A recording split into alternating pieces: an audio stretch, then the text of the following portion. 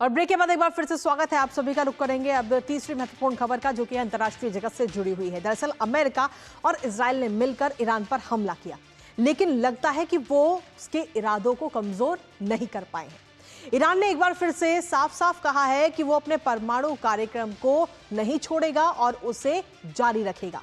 दरअसल ईरान के विदेश मंत्री अब्बास अरागची ने एक न्यूज चैनल को अपना इंटरव्यू दिया और इस इंटरव्यू के दौरान उन्होंने कहा कि पिछले महीने हुए अमेरिकी हमलों के बाद परमाणु ठिकानों को हुई गंभीर क्षति के बावजूद ईरान की अपने परमाणु कार्यक्रम को छोड़ने की कोई योजना नहीं है। वो पूरे सीधे तौर पर हम देखें तो वो यूरेनियम संवर्धन यानी उसे शुद्ध करता रहेगा। पिछले महीने इजराइल ईरान युद्ध के दौरान अमेरिका ने तेहरान की परमाणु सुविधाओं पर बंकर बस्टर बम से हमला बोला था, जिसमें इन सुविधाओं को काफी नुकसान भी पहुंचा था।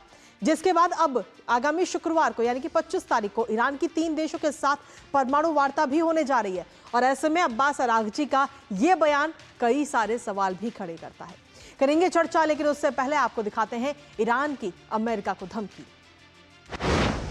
तो ईरान की तरफ से अमेरिका को यह धमकी दी गई है। ईरानी विदेश मंत्री अब्बास अरागची की तरफ से यह बयान सामने आया। एक न्यूज चैनल को इंटरव्यू दिया था उन्होंने, और इंटरव्यू के दौरान उन्होंने ये बयान दिया। उन्होंने सीधे तौर पर परमाणु कार्यक्रम जारी रखने का ऐलान इस दौरान किया है कि परमाणु कार्यक्रम जो है उनका वो जारी रहेगा। ईरान की परमाणु सुविधाएं हालांकि नष्ट हुई, अमेरिका की तरफ से जो हमला किया गया उसमें काफी नुकसान पहुंचा, लेकिन उसके बावजूद भी तकनीक और कार्यक्रम पूरी तरह से खत्म नहीं है। फिलहाल यूरेनियम के संवर्धन को रोका गया और साथ ही समझौते में संवर्धन का अधिकार जरूरी होगा, ये बात उनकी तरफ से इस इंटरव्यू के दौरान कही गई। लेकिन इसके साथ ही आपको बता दें कि ट्रंप ने भी, अब जब ईरान की तरफ से ये बात कही गई तो सीधे तौर पर ट्रंप ने भी ईरान को चेतावनी दे दी है। ईरान के परमाणु कार्यक्रम पर ट्रंप का सख्त रुख ये सामने आया है हाल ही में, जहां सोशल मीडिया पर उन्होंने ईरान को चेतावनी दी है। और चेतावनी देते हुए डोनाल्ड ट्रंप ने ट्रुथ सोशल पर पोस्ट किया और कहा है कि ईरान दोबारा परमाणु हथियार बना रहा है और भविष्य में ईरान पर और हमलों की भी धमकी उनकी तरफ से दी गई है। तो सीधे तौर पर यह पूरा मामला अभी भी लगातार बढ़ता हुआ नजर आ रहा है। हमारे साथ हमारे सहयोगी अखिलेश एक बार फिर से हमारे साथ जुड़ गए, सीधा उन्हीं का रुख करेंगे। अखिलेश, परमाणु हथियार बनाने की बात ईरान की तरफ से कही गई है कि वो अभी भी अपना जो परमाणु कार्यक्रम है उसे जारी रखेगा, जिसके बाद अमेरिका की तरफ से भी सख्त रुख इस पर सामने आ चुका है और कहा गया है कि दोबारा से अमेरिका हमला कर सकता है। देखिए, निश्चित तौर पे ईरान और यूके, जर्मनी और फ्रांस के बीच में बातचीत होने वाली है इस शुक्रवार को, और इस सप्ताह शुक्रवार की बातचीत से काफी आशाएं हैं।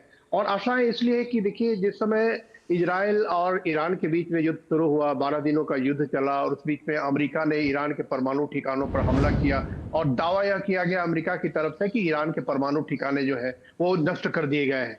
हालांकि ईरान शुरू में इसका खंडन करता रहा कि कुछ नष्ट नहीं हुआ है, लेकिन जब अरागची का कल जो बयान आया है, कल जो उन्होंने इंटरव्यू दिया है, उस इंटरव्यू में उन्होंने स्वीकार किया है कि काफी डैमेज हुआ है ईरान के परमाणु कार्यक्रम में।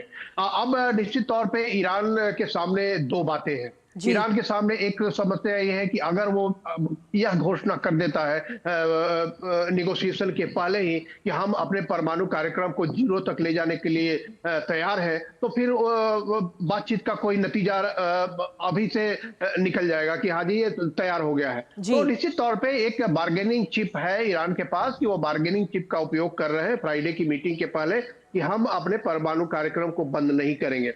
ऐसे कहा तो यह जाए कि पूरी दुनिया के जो विकसित देश है वो इस बात के लिए पूरी तरह तैयार नहीं है कि परमाणु कार्यक्रम जो ईरान का है उसे पूरी तरह बंद करने की जरूरत है। तो कई लोगों का ये कहना है कि परमाणु जो शांतिपूर्ण परमाणु ऊर्जा के लिए जो ईरान को कार्यक्रम रखना है वो जारी रख सकता है। तो ऐसे में देखिए, जो शुक्रवार की मीटिंग है उस मीटिंग में जो इनका मैक्सिमम पॉइंट है वो 0% तक नहीं ले जाने का है। इनका मैक्सिमम पॉइंट रहेगा कि हाँ जी, हमको इजाजत दी जाए कि हम अपने परमाणु कार्यक्रम को, शांतिपूर्ण परमाणु कार्यक्रम को जारी रखें। उधर यूरोपीय ताकतों है, यूरोपीय ताकतों की तरफ से कुछ प्रस्ताव दिए जाएंगे निश्चित तौर पे। अब वो देखना होगा कि फ्राइडे की मीटिंग में क्या प्रस्ताव यूरोपीय देता है।